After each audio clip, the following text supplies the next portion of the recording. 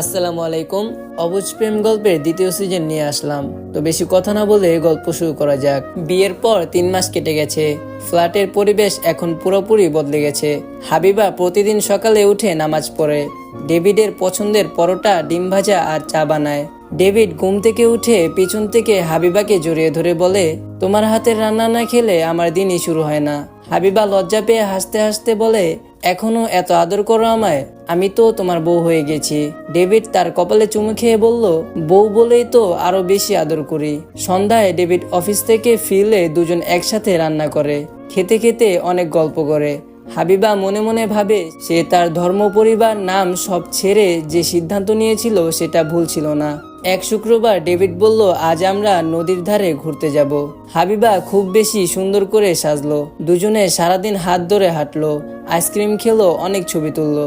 David হাবিবাকে জড়িয়ে ধরে বলল, তোমাকে দেখলে আমার সব ক্লান্তি দূর হয়ে যায়। হাবিবা তার বুকে মাথা রেখে নরম গলায় বলল, আমার সবকিছু স্বপ্ন মনে হচ্ছে, তুমি আমাকে এত ভালোবাসো। সেদিন রাতে ফিরে দুজন অনেকক্ষণ জেগে গল্প করলো। হাবিবা ভাবলো এই সুখ যেন কখনো শেষ না হয়। রোমান্টিক দিনগুলো চলতে থাকলো। ডেভিড প্রায় প্রতিদিন অফিস থেকে ফিরে হাবিবাকে আদর করত। কখনো ফুল নিয়ে আসতো, কখনো তার পছন্দের মিষ্টি। হাবিবা রাতে তার বুকে শুয়ে বলতো, জান, আমার আর কিছু লাগবে না, শুধু তুমি আমার পাশে থাকলেই হবে। এভাবে গল্প করতে করতে সারা রাত কেটে যায়। তার কিছুদিন পর থেকে ধীরে ধীরে ডেভিডের অফিসের চাপ বাড়তে শুরু করলো। ডেভিডের অফিসে একটা খুব বড় প্রজেক্ট এলো। সে রাত 10টা-11টা পর্যন্ত অফিসে থাকতো। হাবিবা একা একা খাবার গরম করে অপেক্ষা করত। একদিন রাতে হাবিবা জিজ্ঞেস করলো, জান, তুমি কবে থেকে আবার আগের মতো সময় দিতে পারবে? ডেভিড ক্লান্ত গলায় বলল, প্রজেক্ট শেষ হলে। তুমি একটু ধৈর্য ধরে রাখো হাবিবা। হাবিবা চুপ করে গেল, কিন্তু তার মনে কষ্ট জমতে লাগলো।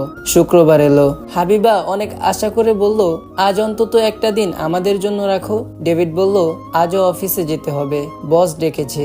হাবিবা অনেকক্ষণ চুপ করে থেকে বলল, তুমি কি আমাকে আর ভালোবাসো না? ডেভিড বিরক্ত হয়ে বলল, এসব কি বলছো? চাকরি না করলে আমরা খাবো কি? আমাদের তো একটা ভবিষ্যৎ আছে, আমাদের বেবি হবে, তাদেরও তো একটা ভবিষ্যৎ আছে। সেদিন থেকে হাবিবা ঘুরতে যাওয়ার কথা বলা বন্ধ করে দিল। এভাবে সময় কাটতে লাগলো। দিনের পর দিন যায়। হঠাৎ একদিন অফিসে নতুন একটা মেয়ে জয়েন করলো। তার নাম রিয়া আহমেদ। রিয়া খুব সুন্দরী, স্মার্ট এবং কাজে অত্যন্ত দক্ষ। ডেভিডের সাথে তার একই প্রজেক্ট পড়লো। দুজনকে প্রায় একসাথে কাজ করতে দেখা যেত। রিয়া ডেভিডকে স্যার বলতো। রিয়া ধীরে ধীরে ডেভিডের সাথে অনেক কাছাকাছি আসা শুরু করলো। অফিসের টাইম পর কফি খাওয়া, একসাথে লাঞ্চ করা, এসব নিয়মিত হয়ে গেল। কিন্তু হঠাৎ হাবিবা তাদেরকে একটা রেস্টুরেন্টে দেখতে পেল। হাবিবা সেদিন আর কিছু বলে না। সে জানে ডেভিড অবশ্যই তাকে বলবে। ডেভিড বাসায় ফিরে হাবিবাকে বলল না যে সে কার সাথে ছিল অথবা সে কে ছিল, তার সাথে ডেভিডের সম্পর্ক কি। হাবিবা প্রথমবার সন্দেহ করতে শুরু করলো। এক রাতে হাবিবা ডেভিডের ফোন নিয়ে রিয়া নামে মেসেজ দেখতে পেল। সে জিজ্ঞেস করলো, কে এই রিয়া? ডেভিড সহজভাবে বলল, অফিসের কলিগ, আমাদের একসাথে প্রজেক্ট চলছে। কিন্তু হাবিবার মনে সন্দেহটা গেঁথে গেল। সন্দেহ দিন দিন বাড়তে লাগলো। হাবিবা প্রায় জিজ্ঞেস করত, কখন ফিরবে, কার সাথে আছো? ডেভিড বিরক্ত হয়ে বলতো, তুমি আমাকে বিশ্বাস করো না? একদিন তাদের মধ্যে হঠাৎ ঝগড়া শুরু হলো। হাবিবা কাঁদতে কাঁদতে বলল, আমি সব ছেড়ে তোমার জন্য এসেছি, আর তুমি অন্য মেয়ের সাথে সময় কাটাও। রিয়া আসলে ডেভিডকে পছন্দ করত। সে জেনে গিয়েছিল যে ডেভিডের বিয়ে হয়েছে, তবুও সে ইচ্ছে করে তার কাছাকাছি থাকতো। একদিন রিয়া ডেভিডকে বলল, দেব, তোমার স্ত্রীর সাথে কি সব ঠিক আছে? তুমি তো অনেক টেনশনে থাকো। হাবিবা একদিন ডেভিডের ফোন চেক করে রিয়ার সাথে অনেক ঘনিষ্ঠ মেসেজ দেখতে পেল। সে ফোনটা ছুঁড়ে ফেলে দিয়ে চিৎকার করে বলল, তুমি আমার সাথে প্রতারণা করেছো। ডেভিডও রেগে গিয়ে বলল, তুমি শুধু সন্দেহ করো, আমার জীবনটা তুমি নষ্ট করে দিচ্ছ। দুজনের মধ্যে সম্পর্ক একদম তলানিতে পৌঁছালো। হাবিবা আর ডেভিডের সাথে কথা বলতে চাইতো না। ডেভিডও বাসায় কম আসতে লাগলো। রিয়া তাকে সান্ত্বনা দিতে শুরু করলো। একদিন হঠাৎ হাবিবা জানতে পারলো যে সে অন্তঃসত্ত্বা, কিন্তু সে ডেভিডকে কিছুই বলল না। সে মনে মনে ভাবলো, যদি ডেভিড সত্যি অন্য মেয়ের সাথে জড়িয়ে থাকে তাহলে এই সন্তান নিয়ে সে একা থাকবে। ঝগড়া চরম পর্যায়ে পৌঁছালো। একদিন হাবিবা বলল, আমি আর তোমার সাথে থাকতে পারছি না, তুমি রিয়াকে নিয়ে থাকো। ডেভিড রেগে বলল, যদি যেতে চাও তাহলে চলে যাও, আমিও আর এই টেনশন সহ্য করতে পারছি না। হাবিবা তার জিনিসপত্র গোছাতে শুরু করলো। ডেভিডও তাকে আটকালো না। ফ্ল্যাটে এখন শুধু নীরবতা আর কষ্ট বিরাজ করছিল। দুজনের মধ্যে আর কোনো কথা হতো না। একদিন সকালে হাবিবা ডেভিডের সামনে দাঁড়িয়ে শান্ত গলায় বলল, আমি চলে যাচ্ছি ডেভিড, তোমার আর আমার মধ্যে আর কোনো সম্পর্ক নেই, আমি ডিভোর্স চাই। ডেভিড অনেকক্ষণ চুপ করে থেকে বলল, ঠিক আছে, যা ভালো মনে করো। হাবিবা চোখের পানি চেপে বলল, আমি তোমার জন্য সব ছেড়ে দিয়েছিলাম, ধর্ম, পরিবার, নাম, সব, আর তুমি আমাকে এভাবে একা করে দিলে। সে দরজা খুলে বের হয়ে গেল। ডেভিড চুপ করে বসে রইল। ফ্ল্যাটটা আবার একা হয়ে গেল।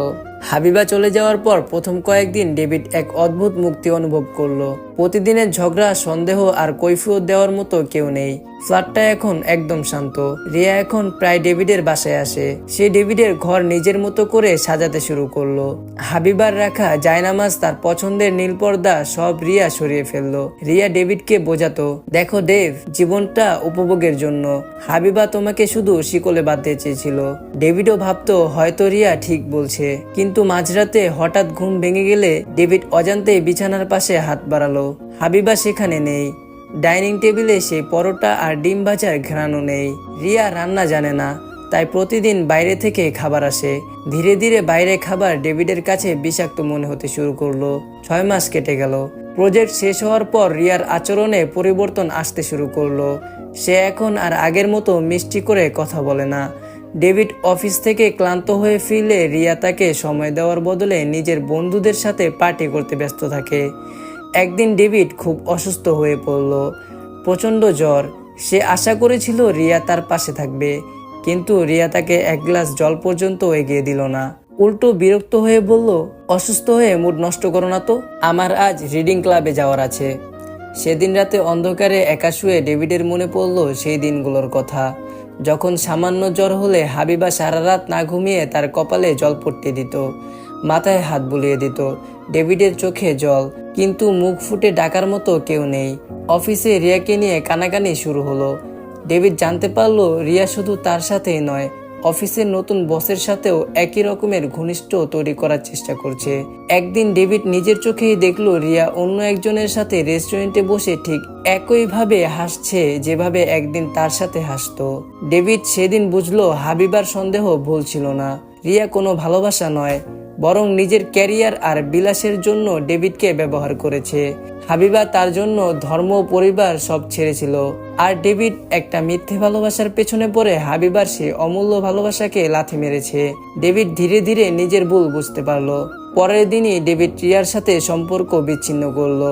রিয়া চলে যাওয়ার সময় তাচ্ছিল্য করে বলে গেল, তোমার মতো বোরিং লোকের সাথে থাকা আমার পক্ষে সম্ভব না। রিয়া চলে যাওয়ার পর ফ্ল্যাটটা যেন ডেভিডকে গিলে খেতে লাগলো। তার মনে পড়লো সেই শেষ কথাগুলো। হাবিবা ডিভোর্স চেয়েছিল, কিন্তু ডিভোর্সের পেপার তো এখনো আসেনি। তখন ডেভিড একটা সিদ্ধান্ত নিল, হাবিবাকে খুঁজে বের করবে আর তার কাছে সব ভুলের ক্ষমা চাইবে।